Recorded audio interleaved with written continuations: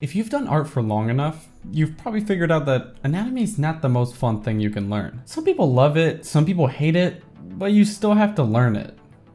Or do you? Yeah, you do, but it doesn't have to be boring. You see, anatomy is not quite a beginner topic, and the mistake that we tend to make is that we learn it as beginners. Don't do that. When I was 11 years old and I found my first Proco anatomy video and it said shit like this. But there's one thing that we do know, that a deltoid starts on the outer third of the clavicle, goes along the acromion process, along the spine of scapula, and it inserts into the deltoid tuberosity, and that is no matter what position it's in.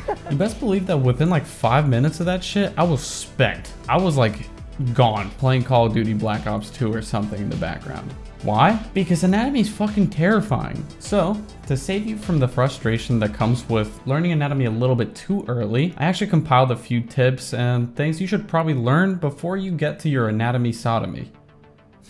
So, before you get to learn anything about muscles, we have to make sure that you know about volume. Look, when you look at a reference picture, you have to just stop seeing shapes. Well, sorta. See, graphical shapes have a place in art, and are oftentimes a large part of figuring out how to stylize things as well as paint, but just focus on form for now. Back in the day, a lot of the time I just catch myself drawing like the outline of things, which is not the way to do it, and is like the perfect way to make your artwork look like it was made by like a 10-year-old. You want to feel volume. There's a ton of things that you can do to actually make volume pop, but a really easy thing that you can start implementing into your drawings is contour lines. I think most people underestimate how much you actually use contour lines. A lot of people use this in things like bracelets, watches, sleeves, anything that wraps around the body really. And others literally just give you a fucking cross section of a limb, which is a really funny way to do that. But it's effective because it's ultimately just communicating three-dimensionality on 2 dimensions, which is like a piece of paper, your iPad, whatever it is. All right, now art tutorials are fun little things that we can all agree can be helpful. But what sucks is they don't always give you like a specific thing to do. So I'm gonna give you a little actionable step at the end of each section so you can actually take away concrete steps from this video. I'm rambling a little bit, but you know how it is. So, an actionable step that I did myself could be to pull up a few references and simplify the forms to their most basic, right on top of the picture itself. And then you can deviate from that and do studies apart from that. But start with a picture. Break everything down to cylinders and boxes.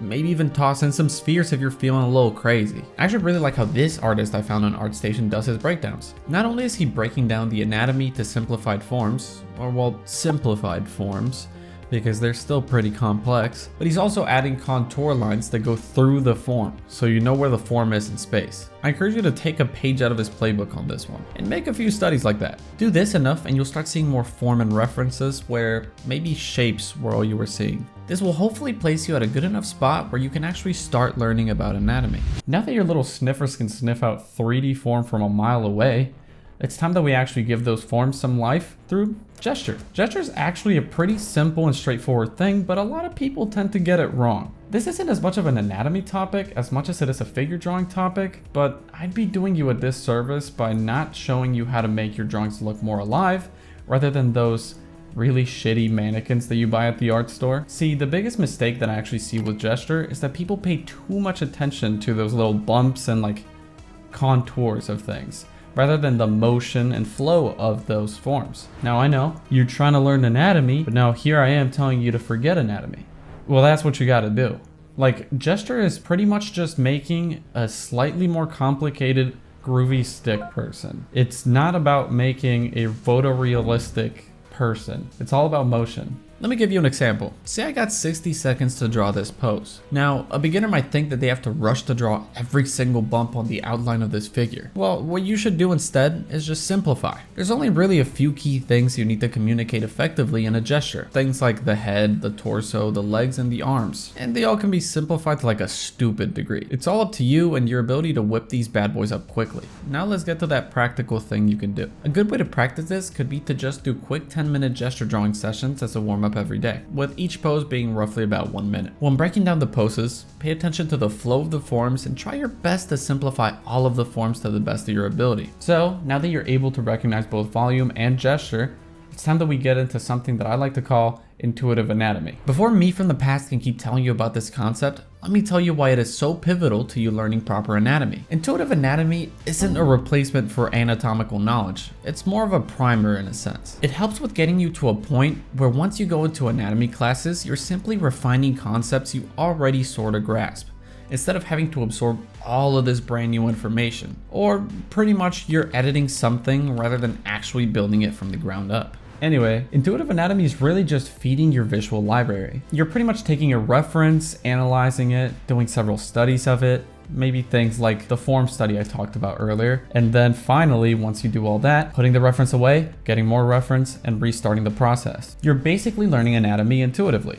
It says it in the name. Now, the key here is that you're actually paying attention to all the things I talked about before. If you notice, I actually introduced this last, because if I would have put this before gesture and volume, or would have just ignored them completely and made a video about intuitive anatomy, you would have instead completely ignored all those concepts and just started drawing the silhouettes and stuff. And like, unless you were drawing that very specific pose, you're not going to learn anything from those studies. You need to understand 3D form. My point is, start using reference for your figures, but don't just stop there. Do your gesture drawings and your form studies, do wireframes around them, make an art piece out of them, just analyze them. You're pretty much just doing this to hammer the information into your visual library so you're able to call on it and draw it later. You're basically going to be going from this guy to this guy. Now, the more you actually do this type of thing, the more you'll actually want to study anatomy, which is fucking out of this world. Like, how do you want to study anatomy? That's why I personally believe that the whole learn anatomy first thing is like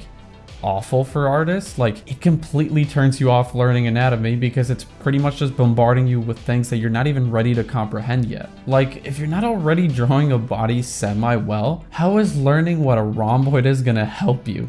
Like, learning about very specific things doesn't make sense because they won't keep your attention, and you need to pay attention to actually get stuff out of the anatomy classes. Now, although you may have practiced your sketching skills a lot doing the things that I talked about in this video, your painting skills may need a little bit of refreshing. So, if you want to get better at painting, or maybe even just double check that you're not forgetting any of the many concepts that goes into creating a believable and good painting, check out this video, where I guide you through some of the concepts that I personally believe are very important and what I did to get better at painting. You can click it. Yeah.